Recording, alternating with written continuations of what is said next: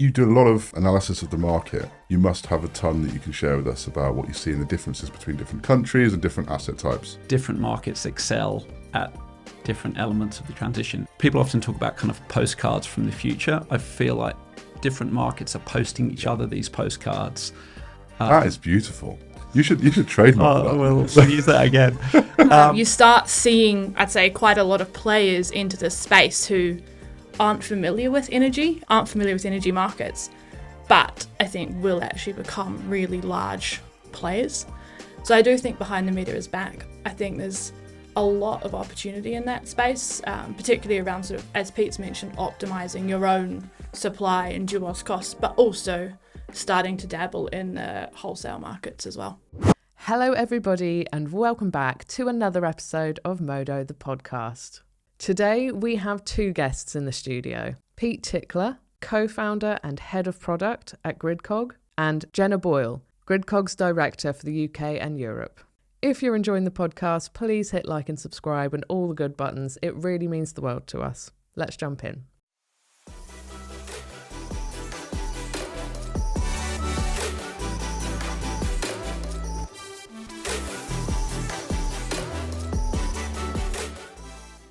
Gridcog, friend of the podcast, I think. I can't believe we haven't met before now.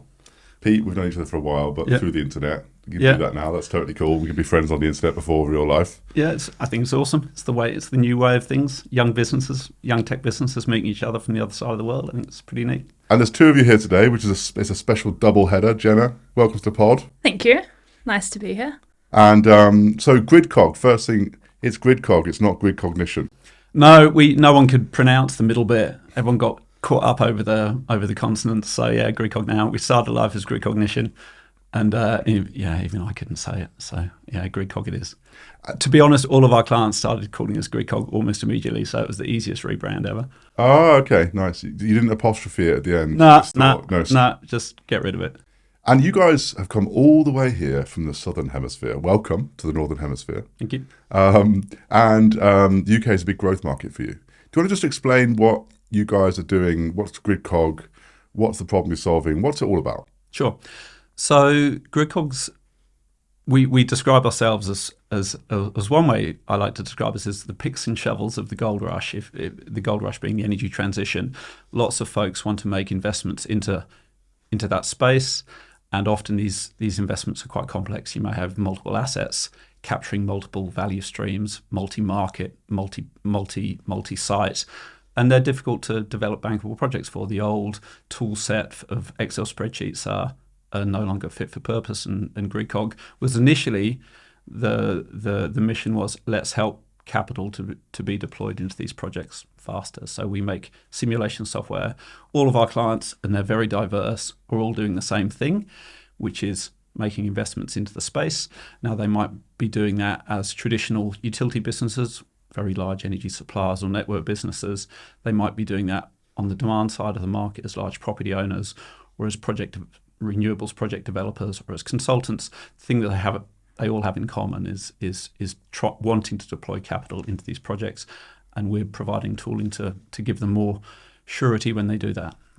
And how big is the company? I mean, Jenna, you're new to Gridcog, right? We've known you from before Gridcog as well. Yeah, I've been around the UK energy space for a while, but been at Gridcog 2.5 weeks now, so very new to the team, and excited to be here. I think the tech is, fills a massive void in the energy space here. And as we get, as Pete said, more and more sort of atypical energy players, particularly entering this space, they certainly need some tools to nudge them in the right direction.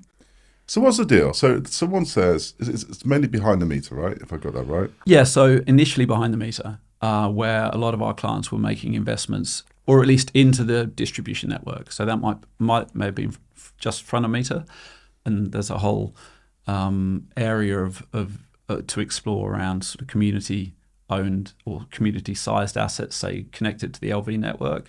But a lot of our clients initially were behind the meter. It's just the space that we knew. Probably now 30% of our customers are building utility scale projects. Okay. I guess what's different now between utility scale projects of yesteryear, which all had a very established tool set around them. If you wanted to model solar yields, you used PV Syst, and then, for example, and then you'd go and get a a PPA offtake for 50% of your yield, and you take that to the bank and the job is done. That's no longer the case for even utility scale. You're now having to co-locate, and as soon as you're co-locating, the sort of bankability question gets exponentially harder. So yeah, right now I'd say we're 70-30 between utility scale and either behind the meter or sort of distribution connected projects. Because what you guys are working on is a big problem, right? Building these models in Excel for business cases for these complex assets with loads of revenue streams and operational characteristics is just horrible. And so what's the idea? Is it do you spit out that Excel model, or do you get a report, or if I'm a bank and I want to build a big solar park somewhere, I use your software. What comes out at the end of it? So I think our clients have a lot, as I said, what's common amongst all of our client base is their desire to make investments into the space. But there's a lot of heterogeneity across them, and that's because some are existing players, some are brand new entrants to the power sector, had nothing to do with power, but by virtue of, say, electrification of a large truck fleet, are now going to end up being a player in the power sector. So with that in mind, there's still the traditional requirement for financial models, which again you can either take to your internal financial sort of approval process or indeed to the bank. But there's also a whole load of power flow modelling that needs to go with that. It's all very well saying, well, the NPV of this project or the IRR of this project looks okay, but you need to understand, well, how is that impacted by the constraints that exist within our site connection? And that exists, of course, for utility scale projects, but it's particularly acute as these projects move down into the LV network. And so at that point, you'll have a chunk of the output that we generate will be about modeling power flows, and that's the engineers poring over that and saying, well, can we actually support, let's say, putting in a whole load of fast chargers at this location? Do we need to co-locate a battery to isolate those charging events from the grid? That's very much kind of an engineering question that needs an answer, at the same time as, will this project make money? And so I'd say that, certainly in terms of what comes out of the Gridcog software, it's very much, it's as much an energy modeling tool as it is a financial analysis. And we like to think that we very much straddle those two worlds, because there are specialist tools that are very good at modeling power flows. There are specialist tools and businesses that specialize in commercials. We think that needs to be brought together, and that's what we're trying to do. And can you tell me a little bit more about the company? How big is it? Where are you at? How long have you been going? Who are your customers? All the top trumps card of Gridcog. What does it say? So we're, as a business, we are 3 years old almost to the day. We're children of COVID. We were born sort of out of the COVID lockdown in 2020, which is one of the reasons that we're still fully remote. We've got team across Australia. Most of the major cities in Australia are now London with Genna. We're 3 years old. We're growing. I guess our initial focus was Australia's a really interesting place to start an energy business, because we have an energy-only market on one coast, and then the one that most people have heard of because of our crazy spot price, most volatile commodities market in the world. 5-minute market as well, 5-minute which is market. just tasty, isn't it? We do the full $16,000 swing from -1,000 to +50,000 fairly regularly over 2 5-minute trading intervals. And then on the West Coast, we have a capacity market, much more like, say, Japan or GB. And so I think that's a useful place to build the business out of. I think the other thing with Australia is we lead the world in some elements of the transition. And I think it's fascinating as you look between markets.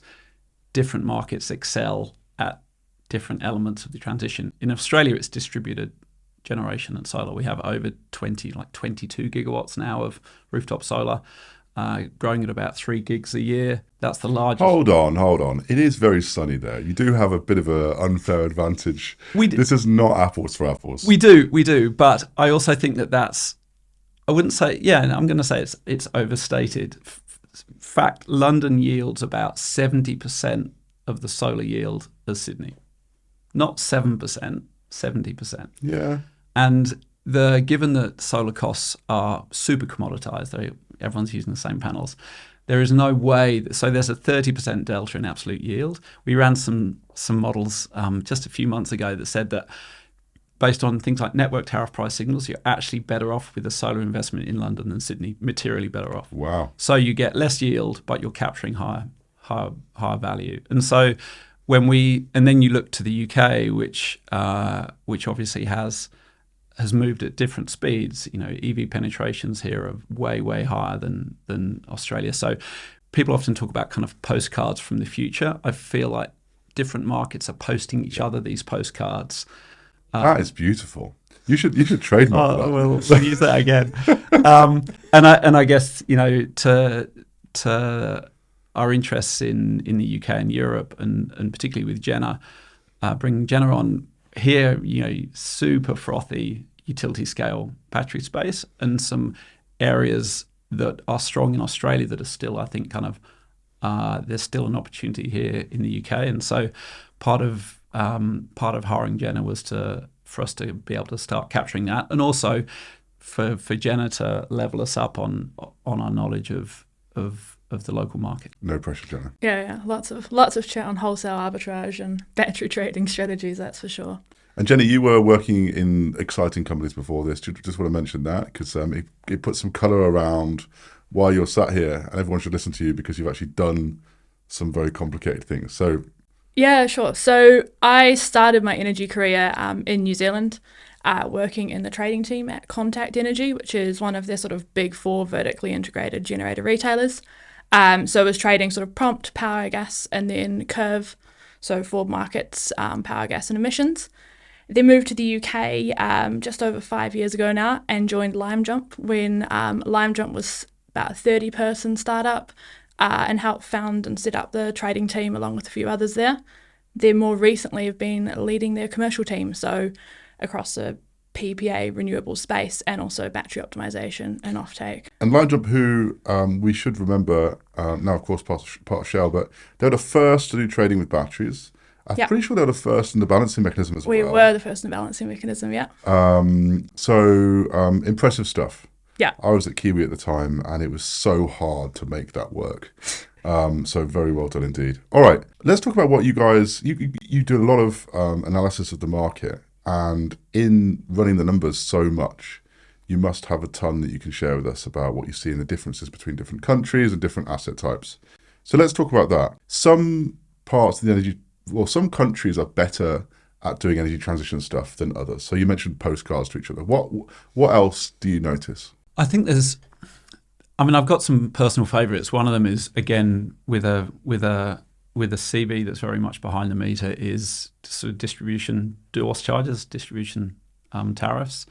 I think it's really interesting to see how different regions are tackling that. And there's this nirvana, which is really cost-reflective price signals from all of the network, but particularly the distribution network, to the demand side of the market to say, help us. Mm-hmm. The market the transition needs help. It needs balancing. We know we have lots of intermittent renewable energy, but we're also going to have increasingly peaky loads as we electrify more stuff, whether that's vehicles or heat pumps or whatever.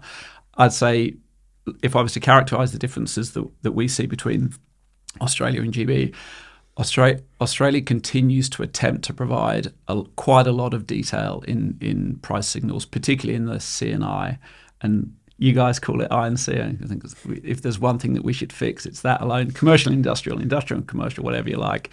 In Australia, you get super detailed price signals, and they're very, very different between the DNSPs or DNOs. So you might have, if you're down in Adelaide as a commercial customer, you might be charged a big chunk of your DOS cost will be based on the median of your demand, let's say, between that's nice. Certain intervals during certain months of the year. And some people look at that and go, that's kind of arcane and complicated. No, and that's annoying. nice. But what they're trying to do is say, for our network, there's a particular challenge. And obviously Australia's a large country, and the challenges within the networks are different, and that they have a lot of flexibility to provide a price signal that they think is useful to the customer and useful to the network. moved to the UK market with, targeted charging views, that we call it. And I would say a dumbing down of those price signals. This tendency to want to move towards more fixed cost. 100%. And what I find particularly bizarre is it appears that the UK is doing that at exactly the same time as it's now having to invent new flex markets, when there was already an element of price signal within a market. I think part of the problem is in the UK, so it used to be, we did policy based on the trilemma: security of supply, lowest cost, decarbonisation. And now really I think the government has realised that you don't win votes for decarbonisation, but you do with security of supply, because that's a hot topic at the moment with the war, and you certainly do with the cost of living crisis. So I think we've ended up being overweight on those two parts of that trilemma, and it's a big shame, personally, I think. I think what we'll end up having to do is put a lot of these things back. That's in different forms, because we need the market to flex. We need it to be helping. When I say that, I mean the demand side of the market.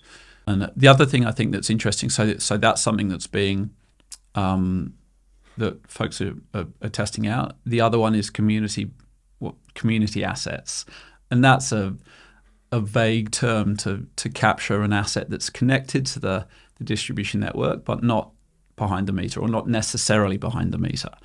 And we're getting both use cases. So we've got a customer in Oz that will find network connections that are effectively underutilized. So you might have a large stadium that has very large events, got a whole load of floodlights, but actually doesn't necessarily use that connection much. Can you locate an asset there, say a battery, that can do useful things into that network and can also arbitrage the market?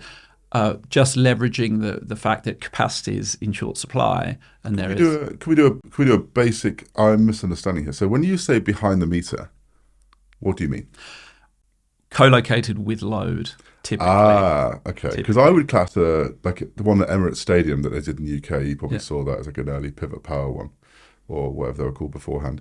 That was an incredible project. But as you say, most of the time there was very little load at the site. I would class that as behind the meter, but would you not? It's this important parlance we need to get right. Yeah, look, it's probably, we joke internally, it's the front of meter and behind the meter, the two most useless expressions in the energy transition, born out of people's perspectives, right? If I'm the load, I think I'm the most important part of the transition, and everything else is behind the meter. The reality is that we tend to think of behind the meter being that there is some existing load there. That broadly speaking, and then then you move out into kind of distribution connected. So, for example, a battery on a street corner, and there's a lot of investment. What a phrase! Well, yeah, that's literally what they are. Just playing dice on the street corner. That's what they are. They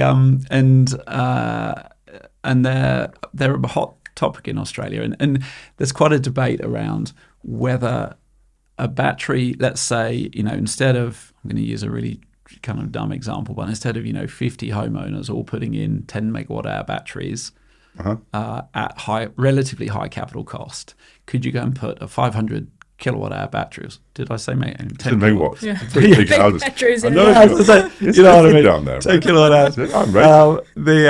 And then you get, rather than a 500 kilowatt hour battery literally on a street corner, maybe in a little bit of spare grass, whack it there, connected to the same feeder, managing the reverse flows. We've got more or less 40% of Aussie homes now with solar, a huge amount. But community batteries, or this idea that you can have an asset that's solving a lot of the problems that are deep down in the LV network, in theory have some capital efficiency from building some slightly bigger assets rather than everyone having their own. And again, on paper, it looks good. The reality of that is complicated, because who controls it? The network wants it. They often want it on their regulated asset base so that they can obviously, don't get me started on regulated asset base. All right, sector linkage. I've got those words written down here. Talk to us about sector linkage. Yeah, so where I see that is effectively people who historically haven't been part of the electrification space moving into that. So Vehicle to grid is, I think, a perfect example of that. And actually, Pete and I have caught up with a few people operating large fleets out here in the UK over the last couple of weeks. And some of these trucks have, 400 kilowatt hour batteries. Like, they are chunky. And when you add a whole load of them together, that suddenly, could compete with, let's say, a large front of meter battery. However, what is pretty neat about those is their main job is to be a truck.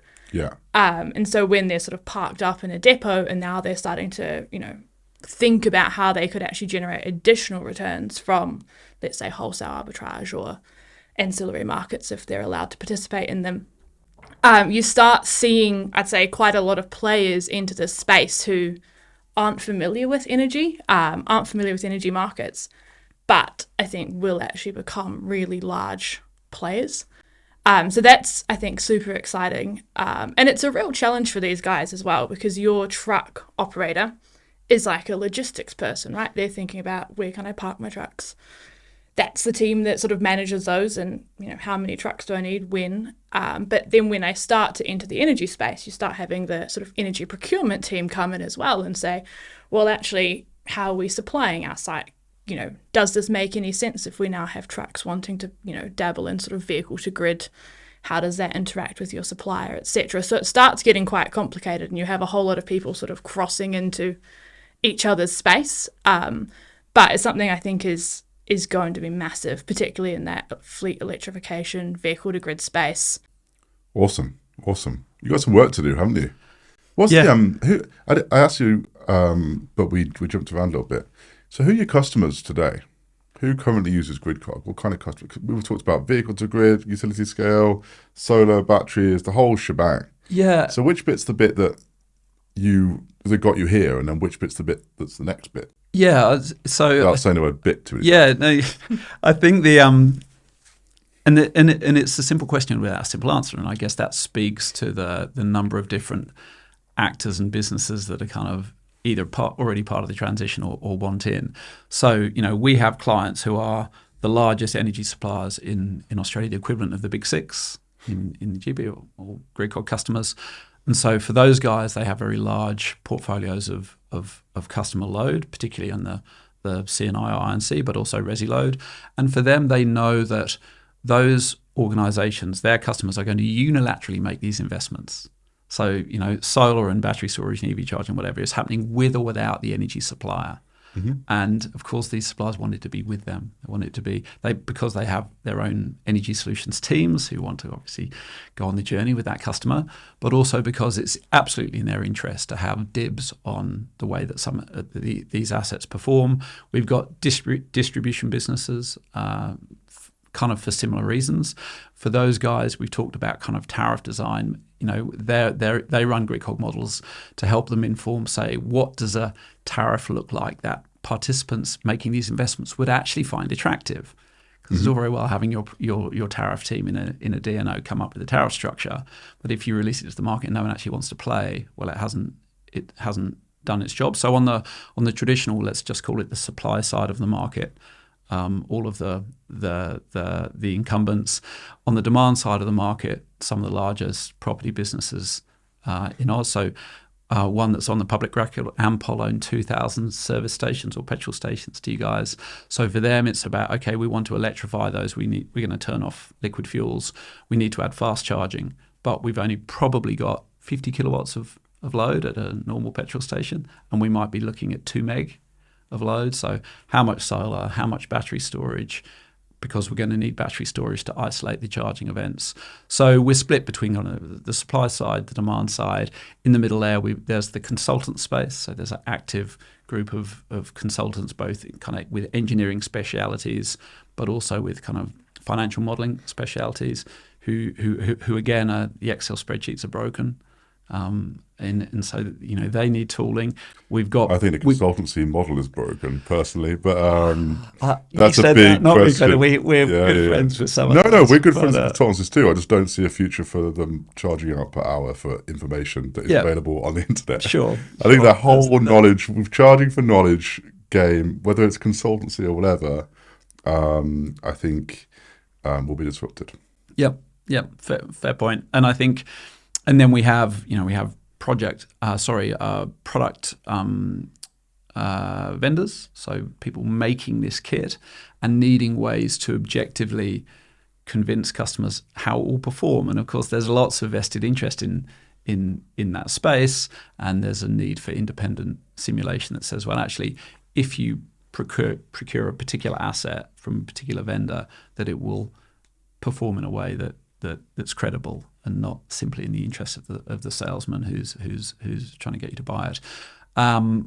And then project developers, so the more traditional folks who have built out perhaps solar farms and wind farms, but now need to co-locate, now need to think about adding either storage, and maybe that's DC coupled, and that's again a whole new world that's complicated, or load. I mean, I don't know if we want to go down the hydrogen rabbit hole, but you can add a Not again on this podcast. No, do you go down a bit? Okay, fair enough. No, I'm joking. Let's do it. Yeah, well, no. I mean, I guess as a practical example, if you have large, utility scale assets, you can either add storage or you can add load. They give you a hedge, and if you're so inclined, that might be a hydrogen electrolyzer. Yeah. No, I was being facetious. Some hydrogen use cases are necessary and will make the world a better place. Just a small number of them. Some. Okay. And I appreciate that it's a broad answer to the question. I think that speaks to the space. We don't have. It's not just one slice of the energy sector that uses our software. There's some big names there. Some big logos. Yeah. Congrats, I mean, that's huge. Yeah, it's good. It's good, and inevitably with software like ours, we need to win the argument. A lot of these have internal modeling teams, and they have folks with Python notebooks and Excel. Surely, right? If your software is good enough, which it either is or you're going to get there, right? That's a dream. Then you don't need the consultancies. If your software, you're trying to draw me into. I am a little bit, right? Why? If you get it right, then it should be so usable, and people should be able to come up the knowledge curve themselves, where you cut out the middleman. Possibly, but one thing I would say, and this speaks to both, have a product roadmap, and we have more guardrails to build. Yeah. I think a view that a customer takes on when they're running Gridcog on what asset might be allowed to access, for example, a certain market. Everyone is value stacking, and obviously, as your assets get deeper into the distribution network, all the way behind the meter, so co-located in load. Theoretically, there's more value to be stacked, not less, because they can do many of the things that a utility scale battery can do if they're allowed. And obviously things like ancillary service markets. In Australia, you can have a residential VPP, virtual power plant, with a 10 kilowatt hour battery providing frequency support. That is a thing. Here, I gather that that's much harder. And fair enough. I guess there's metering requirements and all the rest of it. But the point being that as you move these assets in different locations, there are more revenue, and then there are rule changes. So we have customers who might be running scenarios. Well, what happens if the NEM ends up with more of a capacity component, which has been long argued for, particularly with the suspension of the market. East coast of Australia ends up with more of a capacity market rather than a pure energy market like it has at the moment. Changed everything. Yeah. And so to the I guess back to your point about does that we often say to our clients, you need an adult in the room with these projects, and that's with or without the Gridcog software to help you. There are questions that you need to consider that are beyond pure software simulation. Now, whether that's the role of the consultants or whether that's the role of people who are spending their evenings on ChatGPT, I'm not going to. There is that role. There's that knowledge, and there's that knowledge gap. And again, when we come back to sector linkage, particularly so, because the folks who are coming in from outside of that sector are not going to understand. I'm just biased because I hate hearing knowledge from consultants. I'd rather just go and learn it myself. Yeah. Maybe it's because I'm just a stuck up millennial, but I just think there's nothing in this world that you can't learn yourself on the internet one way or another.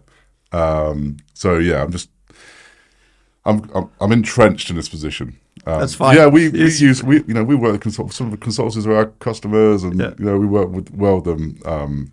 Anyway, we're not going to bother on the consultancy thing anymore. We've got lots more to talk about Network price signals. Okay, so the UK and Australia have got different paths. We talked about that a little bit.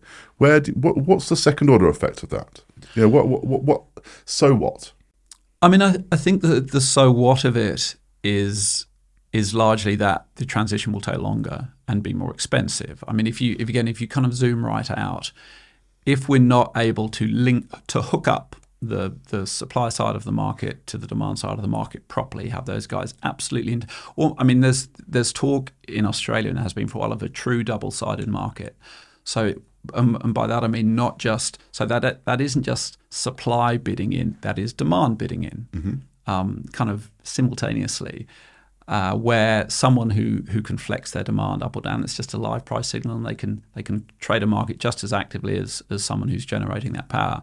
And that principle is the right principle if we're going to have 100% zero carbon grids and all of this balanced. So I think if you say, well, that's the goal, then you need as much price signal as you can possibly get. Yeah. And I think I don't think anyone would argue against that. And I guess that's our position. And certainly when you look at, and our clients are often modeling, they have interest in multiple markets. And the question that they'll be asking is quite literally, if I can make investments into Australia, either coast, or New Zealand, or the UK, or Europe, or Texas, and I've got capital, and I have no particular vested interest in any of those markets, which one is going to encourage my investment?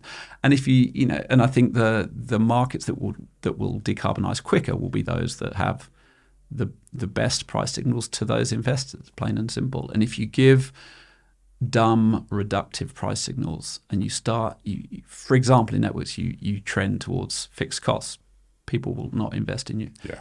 In that market. Now, for networks, invest in the network infrastructure companies that with fixed costs. That's worth doing. Sure, and I guess the point being that there's sometimes these questions and these projects are zero sum. One of the things that the software allows you to do is model the impact of your project on other people around you. Oh yes. So if my project is winning, am I actually creating new value? Maybe. Or am I just capturing value off other people, and how much? What about the forecasting side of it? So we, for the last 12 months, have been building forecasting capability within the company. And this job, i.e. doing my job at Modo, one of the things that comes back and back is I just feel like an idiot, and I underestimate how hard some things are. And some of the things are easier, and that's nice. But I mean, constantly thinking, yeah, we can do that in 3 months, we can do that in 2 months, and actually scaling teams and building really complex software is actually quite hard. Anyway, so we have spent the last 12 months building long-term forecast products for just the UK and ERCOT at the moment in Texas. What a huge endeavor with double-digit number of people modeling, testing the market, coming back round, rewriting it. So the reason why I say all this is because I know from the scars that we have that it's a very tricky thing to do to build those kind of long-term forecasts. So how are you going about? You need that for your models, right? Are you doing that in-house, or are you buying them in, or? Yes, it's a good question, and I'd say that for our customers, there are forecasts required for lots of elements of these projects, and some have existing sources, and some those all need to be developed. So you've got to take a view of capex costs, for example. If I make an investment this month versus in 24 months' time, what is the likely implication of that in terms of, say, capex and opex of the hardware that I'm buying, or of network tariff, DOS cost. Yeah. The one that you're referring to, and the obvious one, is market cost. We do not currently. We're firm. We do not take a position on market forecast. Okay. Gridcog does not. So that means two things. For our clients, they will often already have relationships with the consultants and economic forecasters that can sell you a curve, and there are rightly or wrongly established vendors and channels for that, and some of our clients will buy all the curves. Another area that is asking for disruption. Watch this space. Yeah, and so right now, if you're building a a model in Gridcog for the wholesale price signal. You will either bring in your BYO curve that you've and of course some of our clients have their own in-house curves as well. Yep. The £1,000 gorilla customers all have their own forecasting teams, and they'll be loading that curve into the software, and that's obviously very very proprietary to them. So right now we're not taking a view on market forecasting. With it, we also have connectors to all the market operators for the markets that we support. So for the you can also take historicals and mechanically transform them if you want. I'd also say that because a chunk of our customers are making investments into the into the distribution network or behind the meter, the relevance of market price signals is not necessarily exactly. It's diminished by virtue of the fact that other price signals are amplified. Yeah, half-hour wholesale prices in 2042 don't make that much difference. They are not the kicker to whether you're electrifying your truck fleet and managing, where for you the focus will be on things like that grid connection constraint. Job number one is, can I actually continue to operate the business that I need to operate? And then the opportunity might be, okay, I've managed the physical side of this project, and I've got massive amounts of latent capacity in my rubbish trucks that are parked up on the weekend. Now do I get involved in vehicle to grid? Now I'm interested in maybe in a wholesale price forecast, and then go off and procure one. But that's kind of a second order question for a chunk of our customers who are working on those kind of projects. And I would say rather kind of boringly, for those who are doing utility scale, they are bringing those forecasts in the traditional way for now. If Modo want to come up with a alternative forecasting service, we just integrate via API and we'll do it properly. Apparently that's easy. All right, so the last two questions, one of them I have to give you, the other one is way more exciting. The first one is, what do you want to plug? So is there anything that's big about the company, or a big release, or a news announcement, or I don't know, whatever? Now's your chance to talk about that. And then the second one is the controversial one. So what is your contrarian view? But let's start with the plug. Awesome. I think the plug is certainly that Gridcog are here in the UK and Europe. Obviously, as Pete's mentioned, founded in Australia, but with me joining the team, we've moved over here. And then also thinking about that sort of energy transition. Obviously, my background is more sort of front of meter, big assets. But as we're seeing more and more people into that space, it's getting incredibly exciting for both the sort of larger assets and the atypical energy players coming in, all of the distributed behind the meter stuff. And so if you want to learn more about that and how Gridcog can help, hit us up. So is behind the meter sexy again? Is that happening? It's always been sexy. No, it was sexy in 2016, 2017, and then it just sort of died. It died. I was explaining that to these guys that that was 2016, 2017, big VPPs with all sorts of things doing sort of static FFR and other bits, but then obviously all the sort of big batteries came in and sort of dominated the space. Because triads, there was so much uncertainty around triad, which of course has just gone on and on and on, but the triad thing, taking that away, destroyed the business case. And so it wasn't sexy, but are you saying it is? I think it's coming back. If you think of your energy supply costs being, so incredibly high due to obviously the conflict in the Ukraine, energy is now front of mind for so many people. It's, hitting the bottom line of, I&C I&C businesses sort of everywhere. And also on the resi stage.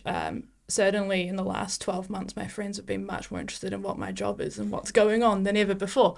And so I do think you're starting to see, certainly way more people entering this space. I was reading something the other day, I think it was Solar Energy UK put out, Q1 this year is like the highest ever sort of residential solar installs in the UK since all the subsidies vanished about 7 years ago. So I do think behind the meter is back. I think there's a lot of opportunity in that space, particularly around sort of, as Pete's mentioned, optimizing your own supply and duos costs, but also starting to dabble in the wholesale markets as well. And if you add electrification of vehicles and in particular fleets, and we like fleets because I think as an asset they've got so much more. You've got real control over them, you've got operational control over them. Again, if that's going in behind the meter and it's not participating in the energy transition. I mean, it's driving the energy transition. If it's not, excuse the pun, if it's not participating in it, that's idiotic. And so I think it will. I think just while we're shamelessly plugging, in terms of a look into the Gridcog product roadmap, we've got a whole new module coming out this year. Gridcog up until now has all been about pre-investment simulation, so helping accelerate the deployment of capital into these projects by allowing folks kind of SimCity to work out which projects they shouldn't do, but if they're going to do a project, what the right version of it is. Where we have a tracking module that's just in beta now, which is if the upfront pre-investment simulation is kind of the picks and shovels in the gold rush, helping folks find the gold. The tracking is the weighing and measuring, which is you've now done it operationally. These assets have now been deployed. Are they working? Are they delivering? Nice. And we have a beta customer where that's already up and running, and it's cool. So that's kind of asset level data on, what are the EV chargers doing alongside the PV, alongside the grid draw, alongside the battery. Bearing in mind that combination of 4 assets is not uncommon, and that we're going to see that a lot. Collectively, is that investment, and you might then be doing that across 100 or 1,000 sites. Is it delivering? And so that's cool. There's a lot. Very exciting. Again, a bit like you're in your wholesale forecasting. Yeah, surely that's only 3 sprints. Yeah. Well, this job is very humbling. Turns out the biggest idiot in the room is always me. Yeah. Okay, and then now your contrarian view. What do you guys believe that is controversial? Well, we could arm wrestle this out, given that my background's behind the meter, Genna's is front. I mean, I think I'm going to say, should we be? You got two guests and they're contrary against each other. I don't know if that was the plan. I'm going to say, I think my lived experience in Australia, behind the meter assets can and do school utility scale. We need utility scale. We need a building out of the transmission network for sure. But there will be assets out there that become stranded. Would you like to elaborate? Well, I mean, it's happening right now in Australia. If you look at the solar farms in particular are coming under serious financial duress. That's driven by 2 things: the economic curtailment of deeply negative wholesale prices. Yep. Why are they negative? Because the solar is being generated on roofs co-located with the load. So no losses, relatively no losses. That's very scary, isn't it? And so they're curtailed off economically, and they're also curtailed off physically because of constraints, which speaks, you guys have got the wind in Scotland that should be curtailed off and isn't, and they shouldn't be paid for it, but they are. There's a lot of shoulds there, Pete. Well, I mean, no one can argue that. Surely, I know it's scary. Yes, we love you, but surely no one in the GB market can argue for the current state of all that money going into that arrangement. So I think, I'm going to say... Hold on, I'm going to call that, right? Go on. These people built wind turbines when the technology curve hadn't really come, the price curve hadn't come down, the technology was still immature. They had the conviction to build complicated stuff on the top of their windy hills. And they were promised a certificate. And then, so I believe that you should stick to your promises. So therefore, look. You can argue about whether you grandfather in, positions for people who have made those investments, but there's a live situation where assets are still where this problem is not being resolved, and I think that's the bit to me. It's clear what the problem is now, and it's clear that there are examples in other markets. What's the problem? Well, you're overpaying effectively you have huge costs within the energy system for renewable generation that isn't actually getting to market. I mean, that's something, and there's no strong disincentive as I understand it, and I should be careful of talking out of turn. I understand the Australian environment better, but in the Australian environment, if you want to go and build a solar farm or a wind farm in part of the transmission network, which is already constrained, and where there's a low likelihood of that kilowatt hour ever actually getting to the load center where it's required, you will get a crap price for it, to the point where you might not get any price at all. And that is a disincentive to build there, and it's an incentive to build somewhere else which is more useful to the energy system as a whole. I think that's the crux of it. Yeah, it's kind of like like locational pricing. But you're the guest. Tell me to shut up. Be quiet. So locational pricing, I think, is, sort of hits, taking the middle view here between behind the meter and front of the meter, it sort of hits the nail on the head, at least in my perspective, that, hey, if you've got the right locational pricing to go build a whole lot of industry up in Scotland near the wind farms, then go do that. Or the right incentive to go build a battery, on the outskirts of London, that makes sense. But right now, we don't really have that in the UK in the same sense of, certainly I'm used to New Zealand with over 100 different pricing nodes, which is relatively extreme. But you can sort of send those signals to market for people to build the right thing, whether that be front or behind the meter, without sort of the control room having to come up with SO flagged actions to turn off Scottish Wind, to turn on a CCGT, but then your system price is still high, so a random battery starts discharging up in Scotland and makes the whole problem bad, even worse. So I think we could come a long way in the UK to send some of those signals straight to market. Yeah, I absolutely agree. I mean, it sounds like the thread here, if I'm going to pull this all together, there's some sort of thing at the end, is basically locational pricing needs to come fast and thick now, and it's going to have a huge impact. And with that, I guess we need to go and get some lunch, don't we? Because it's absolutely boiling in here. When we go outside, we're going to get attacked by pollen and by rain and by cricketers who won't like you guys. Oh no, you specifically. Everyone likes the Kiwis. All right, I just want to say a massive thank you for coming on the pod. If you listen to this, please do hit like, subscribe, all the good buttons. It's bloody fantastic, and it gives us a little boost.